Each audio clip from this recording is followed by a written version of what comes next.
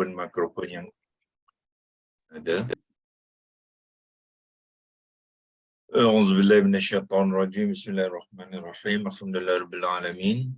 Wassalatu wassalamu ala asyrafil anbiya'i wal mursalin wa ala alihi wa sahbihi ajma'in. Allahumma iftah alaina hikmataka wa anshur alaina min khazaini rahmatika ya arhamar rahimin. Ya Fattahu ya Alim iftah qulubana futuhal arifin wa razuqna fahman nabiyyin wa ilhamal malaikatil muqarrabin. Allahumma nawwir bi kitabika absarana washrah bi sudurana wasta'mil bi abdanana watliq bi alsinatana wa qawi bi ajnanana wasri' bihi afhamana bi hawlika wa quwwatika fa innahu la hawla wa la quwwata illa bika ya arhamar rahimin. Sekali lagi kita mulakan dengan mengucapkan kesyukuran kepada Allah Subhanahu Wa Taala. Kita terus kan perkongsian skrin di sini dan kita imbas kembali perkongsian kita semalam dengan melihat screenshot yang kita telah simpan untuk rujukan kita hari ini, ya.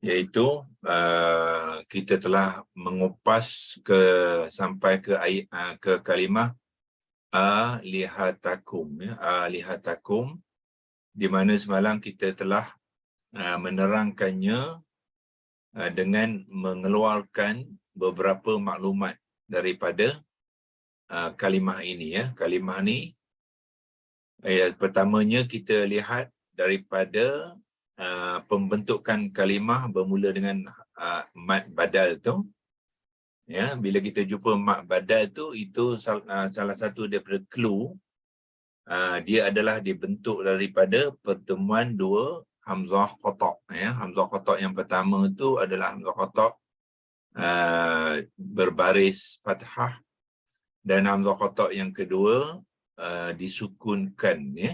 Disukunkan. Jadi apabila pertemuan dua hamzah qata' yang berbaris dengan sukun tu, jadi orang Arab dia tukarkannya, ya. Dalam penyebutan tu dia tukarnya menyebut dengan sepanjang dua harakat yang menggunakan kaedah mad, ya. Dan mad tu adalah mad badal. Dipanggil mad tu adalah mad badal. Kenapa mad badal? Ialah mad gantian, ya. Mad gantian. Jadi macam mana boleh berlakunya dua hamzah qata' tu? Ialah dengan pembentukan acuan jamak taksir, ya. Jamak taksir kepada kalimah mufrad ilahun menjadikan alihatun. Alihatun daripada ilahun yang mufrad dan muzakkar, ya. Muzakkar mufrad kepada kalimah ilahun adalah muzakkar, ya. Tetapi apabila dia mengambil bentuk jamak taksir, dia telah bertukar, ya. Bertukar gender dia daripada muzakkar kepada muannas, ya. Sebab itulah diletakkan ta di hujungnya. Asalnya ialah kalau muzakkar dia macam mana? Alihun, ya. Alihun. Itu kalau muzakkar, ya. Tetapi kalimah ni dibentukkan dalam bentuk muannas, ditambahkan ta marbutah di hujungnya menjadi alihatun. Alihatun. Kemudian di dalam kalimah ni dia mengambil peranan sebagai mudhaf, ya. Sebagai peranan yang mudhaf, maka dia gugurkan tanwin, ya. Jadi alihatu, ya, alihatu sebagai mudhaf. Tetapi pada masa yang sama kalimah ni juga berperanan sebagai maf'ulun bih. Dia juga objek kepada yazkuru. Yazkuru, so daripada dhammah dia bertukar kepada fathah, ya, tanpa tanwin, kerana ada dua fungsinya di situ. Pertama dia mudhaf, yang kedua dia juga maf'ulun bih. Sebab itulah ejaannya alihata, ya. Jadi ta yang tuan-tuan lihat di sini adalah ta marbutah, ya, ta marbutah, tetapi bila dia disambungkan kepada kum, isim dhamir kum yang juga mudhafun ilaih, maka ta tu terus disambungkan, ya. Yang asalnya adalah ta marbutah, ya. Jadi itulah maklumat pertama, kita kata dia adalah isim jamak taksir muannas dengan ta marbutah. Yang keduanya, huruf terakhir ta berbaris fathah, yang ini adalah kerana kalimah objek, ya, objek dalam bahasa Arab dipanggil maf'ulun bih yang beri'rab mansub, ya. Semestinya apabila isim tu menjadi objek, dia akan mengambil i'rab yang mansub, ya. Bahasa Inggeris dia panggilkan accusative. Bahasa Melayu pun sekarang ni gunakan akusatif agaknya, akusatif. Ya. Melayu pun pinjam pada orang putih juga, ya. Orang putih kata accusative, jadi Melayu pun pinjam akusatif. Nak menunjukkan apa? Dia adalah objek yang mansub, ya. Dan yang ketiganya, semalam kita juga berkongsikan dua, ini adalah pertalian dua kalimah, ya. Alihata satu, kum pun satu. Jadi kedua-duanya diikat dengan pertalian yang dipanggilkan idhafah, ya. So bila idhafah, mesti ada dua kalimah yang mempunyai peranan masing-masing. Kalimah yang pertama, alihata ni adalah mudhaf, dan kalimah yang kedua, kum ni adalah mudhafun ilaih, ya. Bila mudhafun ilaih, dia mesti mengambil i'rab yang majrur, ya, majrur. Majrur dalam bahasa Inggeris dipanggil genitif, ya. Bahasa Melayu pun genitif juga, ya. Apa dimaksudkan genitif? Ialah kalimah yang ini dia terikat dengan kalimah yang pertama, ya. So bermakna kalimah pertama tu mengikat dia. Dia tidak lagi bebas. Dia tidak lagi berdiri atas diri dia sendiri. Dia dalam keadaan terikat. Dia diperlukan oleh alihata tu dalam ayat itu. So dia kedudukan dia di dalam tu adalah kerana memenuhi keperluan alihata tu. Jadi dia sudah terikat. Itu dipanggilkan majrur. Itu konsep, ya, konsep i'rab dalam kalimah-kalimah dan ayat-ayat Al-Quran. Maka selesailah perenggan pertama di dalam perenggan ayat ni, hadzallazi yazkuru alihatakum, dalam bentuk soalan. So bila kita membaca pun tonasi kita pun hendaklah dalam bentuk soalan, ya. Hadzallazi yazkuru alihatakum, itu maknanya bertanya, adakah ini, ya, adakah ini orang yang mencerca, mencaci Tuhan-Tuhan kamu? Itu Melayu dia, ya. So dalam bahasa Arab pun kita kenalah dalam bentuk istifham, ya, yang dalam bentuk soalan. Kemudian barulah ditambahkan dengan wahum bizikri rahmanihum kafirun, ya. So kita yang ni kalau kita nak buat catatan di sini dah tak muat dah, ya. Dah penuh dia punya tempat-tempat, ya. So kita buat catatan baru, ya. Kita boleh kita boleh gunakan boleh menggunakan salinan yang kita tampal dekat Word, ya. Dalam Word tu kita cuba tengok kalau kita boleh dapati dia. Word dia QHS Work Notebook sini.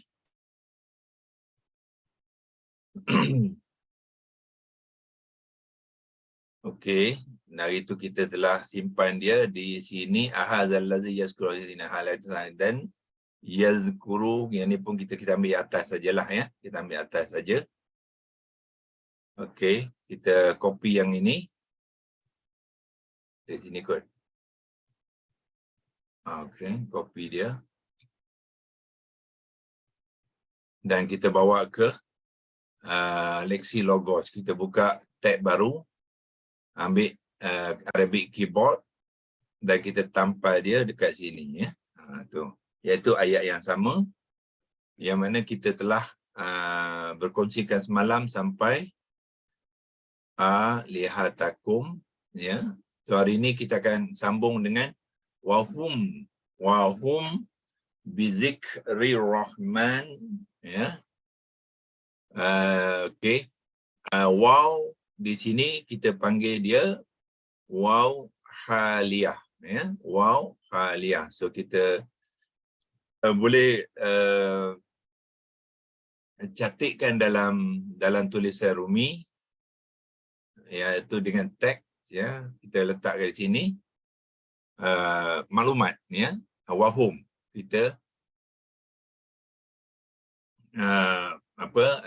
kumpulkan maklumat-maklumat di dalam kalimah wahum. Sekarang ni kita nak membincangkan kalimah yang seterusnya ialah wahum. Kita ambil kotak dia dan ambil warna hijau. Yang kalimah kita nak bahas kali ini ialah wahum. Wahum adalah terdiri daripada dua kalimah. Satu waw dan satu lagi hum. Ya. Hum. Jadi kita boleh buat catatan untuk dia. Yang pertama ialah gabungan, kita pecahkan dua komponen tu ya. Gabungan. Itu cara kita membuat penerangan kepada kalimah-kalimah yang hendak kita bincangkan ya. Pertamanya ialah mungkin saya gunakan lowercase lah. Jadi tak besar dia tak banyak space sangat. Gabungan. Pertama ialah waw. Kita panggil waw haliyah. Itu nama waw tu ya. Nanti kita masukkan waw tu. Ya, kalau nak kita buat apa, kita copy saja di sini.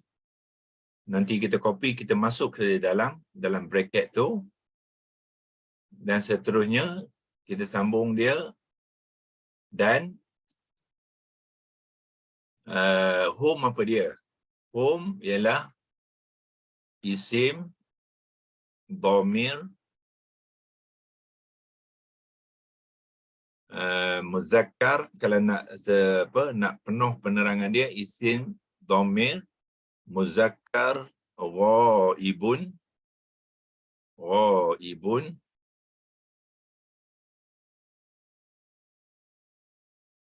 jamak ya. Jamak maknanya plural. Kemudian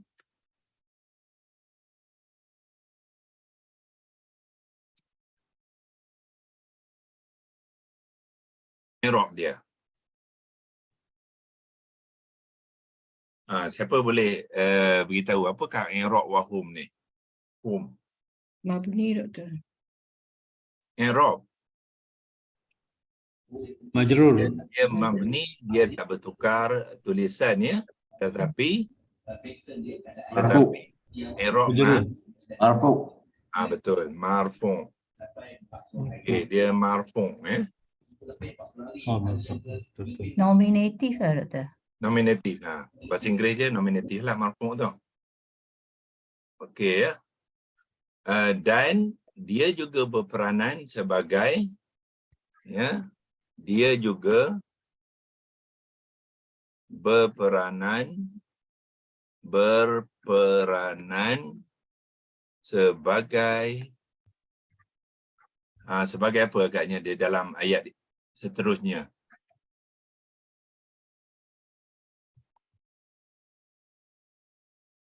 Mausuf. Khabar ke? Mausuf. Mubtada. Mubtada. Yang so bermakna sekarang ni ini perenggan yang kedua dalam ayat ni. Jadi Sebelum ni pun ahadzal ladzi ni sebenarnya ini pun nominatif juga dalam bentuk soalan. Ya, ahadzal ladzi ni boleh menjadi mubtada dalam bentuk istifham. Ya, allazi adalah khabar dia. Lepas tu habis satu perenggan ni permulaan perenggan baru, ya, wahum bizikri rahmani hum kafir, ini pun permulaan satu ayat baru, ya.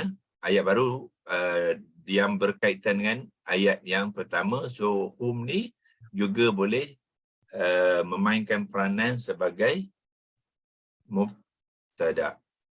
Bila mubtada dah tentu marfu' lah. Sebab tu tadi kalimah dia i'rab dia marfu', ya. So sebab kita dah nyatakan i'rab ni tadi, so di sini kita tidak payah menyebut marfu' sekali, is understood lah, ya. Mubtada semestinya lah marfu', ya. Itu bagi wahum, ya. So dia adalah isim dhamir muzakkar ghaibun yang jamak, i'rabnya adalah marfu' dan pada masa sama dia membentuk perenggan ayat baru, iaitu dengan berfungsi sebagai mubtada, ya. Dan waw tu, waw haliyah tu kita masukkan maklumat seterusnya. Jadi bila waw haliyah kita keluar pada sini, kita copy saja, ya. Copy waw ni kita masukkan ke dalam bracket ni. Yang kita masukkan waw haliyah tadi, masukkan dalam bracket ni, paste dia. Itulah waw, ya. Cuma dia punya line spacing ni masih lagi saya tak dapat macam mana nak baiki spacing dia. Dia kalau spacing dia luas lagi, jadi waw ni akan nampak jelas, ya. Belah bawah dia tu tak berapa nanti saya check setting dia, boleh tak kita tukarkan di sini rasanya tak ada setting. Katakan waw haliyah kenapa? Okey, waw haliyah, apa maksud waw haliyah? Waw haliyah ialah waw yang menceritakan keadaan, ya, itu dia panggil waw haliyah. Okey, waw haliyah. Okey, bila menyebut haliyah kan, ya, sebab dalam jawi dia mungkin saya masukkan jawi dia sekali. Haliyah kita pergi ke leksilogos baru. Yang saya ambil leksilogos baru untuk menerangkan kepada tuan-tuan dan puan-puan ijaan kepada waw haliyah. Boleh kita memulakan dengan alif lam ta'rifah, boleh. Kalau tak nak alif lam ta'rifah pun tak mengapa, wawun saja, ataupun al-wawu, ya, al-wawu, al-wawu, ya. So kita sebut al-waw lah. Waw tu adalah dipanggil waw haliyah. Dia ha pedas, sebab itulah H ni dibesarkan, ya. Alif, lam, ya dan ta marbutah. Itu ijaan al-waw haliyah. Asal dia apa? Bunyi dia al-wawu haliyatun. Ya, kalau sini al-wawu kita kena taruhlah amzah sekalilah, dan alif lam ta'rifah sekalilah, sebab dia adalah sifat kepada al-waw, ya. So sama ada kita sebut wawun haliyatun ataupun al-wawul haliyah, ya, itu bentuk isim sifat, ya. Waw adalah mausuf dia, al-haliyah adalah isim sifat. So dia mesti mengikut 4 ciri-ciri mausuf wasifah tu, ya.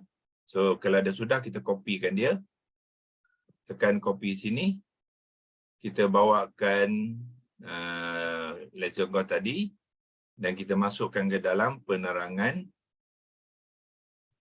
waw haliyah tadi dalam bracket ni. Tuan-tuan pun kena apalah, ya, kena praktis menulis, ya. Sama yang bagusnya praktis pakai Lexilogos ni ya, sebab kita nakkan semua peserta-peserta kita mahir menggunakan digital tool. Doktor, wow ni dari wow haliah tu dari segi fungsi dia haliah lah kan. Ya, Tapi dari segi harfun dia di bawah kategori harfun jar ke harfun apa? harfun ataf. Harfun atau. Harfun ataf pun dia salah satu pada harfun ataf ialah waw haliyah. Dia juga menyambung, tapi menyambung dengan menceritakan keadaan. Okey. Biasanya waw haliyah ni memberi makna apa? Sedangkan. Dia bukannya dan ya. Sedangkan. Sedangkan itulah maknanya dia nak menceritakan keadaan mereka tu dalam keadaan apa. Ya, mereka tu mengatakan, menuduh Nabi ni orang yang mencerca Tuhan-Tuhan mereka. Lepas tu Allah kata, sedangkan mereka tu bagaimana? Itu waw haliyah. Ya, sedangkan mereka tu bagaimana? Itulah fungsi waw haliyah. Ya, kita tarik ke atas sikit. Prof, macam mana kita nak bezakan waw haliyah dengan waw istinafiyah? Istinafiyah kalau cerita tu dalam bentuk biasa dan sambungan cerita ya. Sambungan cerita dia tidak menceritakan keadaan seorang yang dalam cerita tu. Dia cuma nak ceritakan dia tadi tengah buat apa, dah habis selesai dia buat apa tu, kemudian sambung. Lepas tu dia buat apa. Itu waw istinafiyah, dia sambung cerita saja. Waw istinafiyah ni lebih kepada kemudian lah. Kemudian macam tu kan? Lebih pada apa? Kemudian maksud dia. Kemudian then, kemudian lain ya. Kemudian tu summa. Summa. Okey. Itu summa pula. Satu lagi harfun ataf adalah kemudian ya. Kemudian tu dia continuation. Dia menyambung cerita yang sebelumnya dengan satu cerita baru, tapi ada kaitan lagi ya. Kaitan dia. Kalau istinafiyah ni dia sudah selesai cerita tadi, nak tambah lagi cerita baru yang tidak ada kaitan. Tidak ada kaitan. Tu. Okey, terima kasih. Okey. So yang ni tadi kita besarkan sebab kita nak menerangkan kalimah mana? Wahum ya. So, wahum.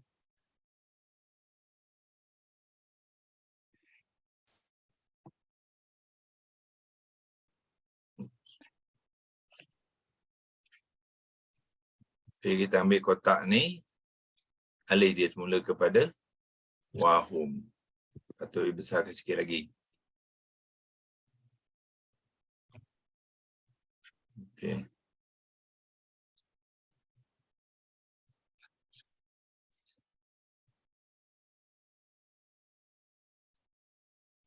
Okay, ni yang kita nak bincangkan sekarang ni ialah wahum. So kita ambil arrow. Ya, kita tandakan arrow tu di sini yang kita nak bincangkan sekarang tentang wahum. Dia adalah gabungan waw haliyah, waw, wa tu dan isim dhamir muzakkar, ghaibun jamak yang marfu'. Kalau tuan-tuan nak masukkan apa? Masukkan hum dalam sini pun boleh juga ya. Yang kita masukkan isim dhamir muzakkar, ghaibun jamak marfu' tu, masukkan hum lagi. Kemas penerangan dia lah. Ya. So, copy dia. Home ni copy saja ya. Copy di sini. Ctrl C, masukkan dalam bracket tadi ya. Masukkan dalam bracket. Home. Tu yang kita masukkan isim dhamir home tu ya. So dia juga berperanan sebagai mubtada ni. Jelas tak ayat ni? Kalau tak jelas, masukkan home sekali lagi ya. Sebab kadang-kadang dia juga tu boleh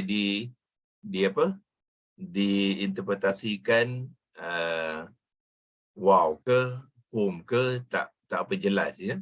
Kalau nak jelas, masukkan supaya jelas, iaitu dia juga tu hum, ya, berperanan sebagai mubtada, ya, mubtada. Kalau nak sambung cerita ni bolehlah, ya, kepada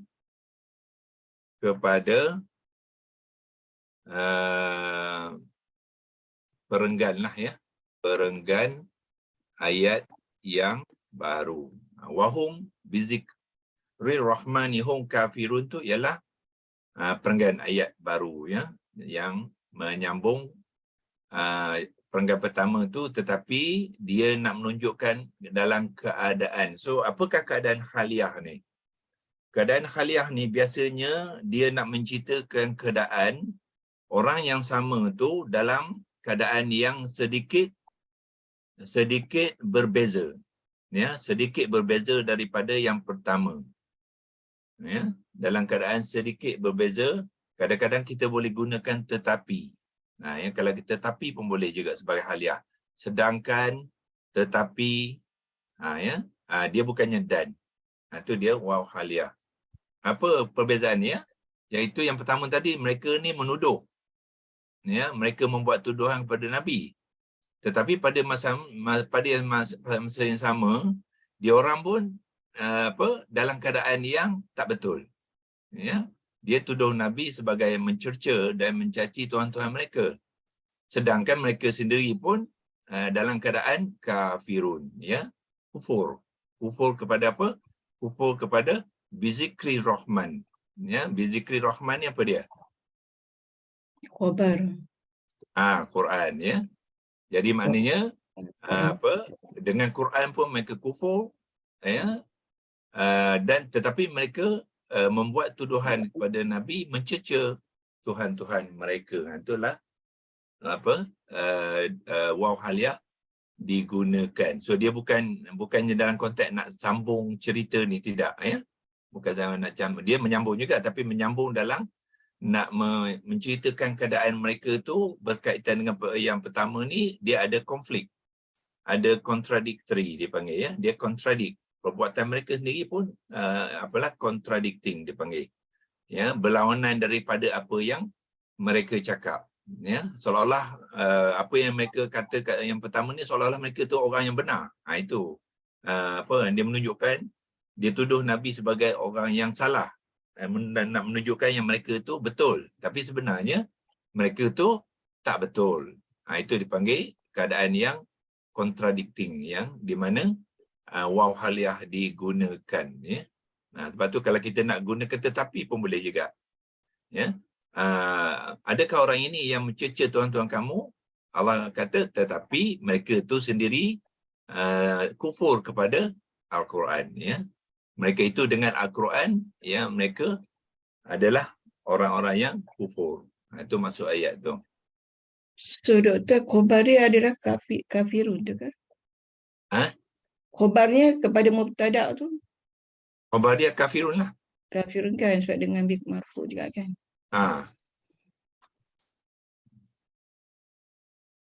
Okay, masya Allah. Okey. Okey, ya, itu bagi wahum, ya. Wahum, so kita sudah kenal kalimah wahum, dia adalah gabungan waw haliyah dengan hum yang juga berperanan sebagai mubtada, ya. So bila ada mubtada, biasanya ada khabar dia, ya. So khabar tidak semestinya terus selepas mubtada, ya, bergantung kepada konstruk ayat itu, ya. So dalam konteks ini khabar dia ialah kafirun, ya, yang ujung hum kafirun tu, ya, kafirun tu lah ada khabar dia, ya. Dan bizikri rahmani ialah nak memenuhkan cerita jumlah tu lah, ayat tu. Nak apa yang mereka kufurkan itu ialah dengan zikri ni ialah peringatan, ya. So dia masukkan peringatan itulah Al-Quran. Al-Quran tu siapa yang punya? Ar-Rahman, ya. So ini adalah bentuk mudhaf idhafah, ya, idhafah, di mana zikri ni adalah mudhaf dan Ar-Rahman adalah mudhafun ilaih. So ini adalah gabungan dua pertalian. Bizikri adalah jar wa majrur, dan Ar-Rahman, zikri dengan Ar-Rahman adalah idhafah. Ya, ini dipanggilkan jar wa majrur dan idhafah yang bertindih, kerana zikri ini memainkan dua peranan. Pertama, dia isim majrur kepada B, kemudian dia memainkan peranan sebagai mudhaf kepada Ar-Rahman. Dan Ar-Rahman adalah mudhafun ilaih, ya, mudhafun ilaih. Kemudian disambung dengan hum ni, orang yang sama, yang Allah nak menceritakan orang yang mereka itu juga dalam keadaan apa?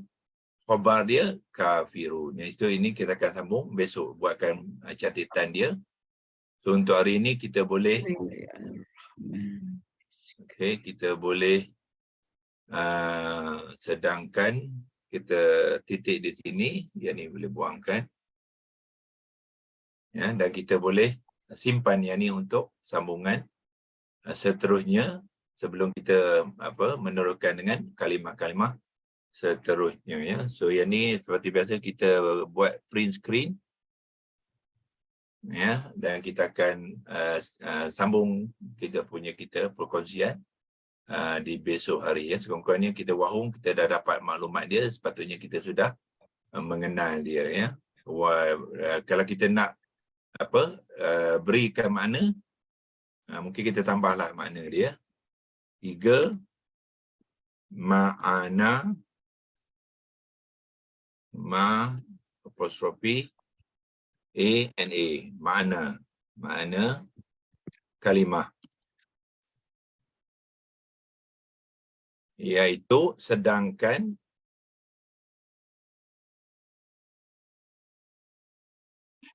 mereka. Bagi komplit sikit lah, ya. Bila kita sudah mengupaskan kalimah tu, beri makna dia, ya, iaitu sedangkan mereka. Okey. Wabillahi taufiq wal hidayah. Wassalamualaikum warahmatullahi wabarakatuh. Untuk perkongsian kita kali ini, insya-Allah kita akan sambung semula, ya. Besok hari, bermakna rate perkongsian kita ni lebih kurang satu kalimah satu hari lah nampaknya, ya. Tak apa, dalam setengah jam kita kongsikan satu kalimah, dan akhirnya kita mengenal keseluruhan kalimah dalam ayat tu, dan kita boleh menterjemahkan keseluruhan ayat tu supaya dia memberi ibrah, ya, pengertian dan pengajaran kepada kita untuk kita reflect, ya, menghayati makna itu dalam kehidupan kita, ya. Hari itu kita cuba buat reflection dia, ya. Macam manakah kandungan ayat itu bersabit dengan diri kita sekarang? Adakah applicable, ya, ataupun tidak? Itu kita akan buat reflection, ya, insya-Allah.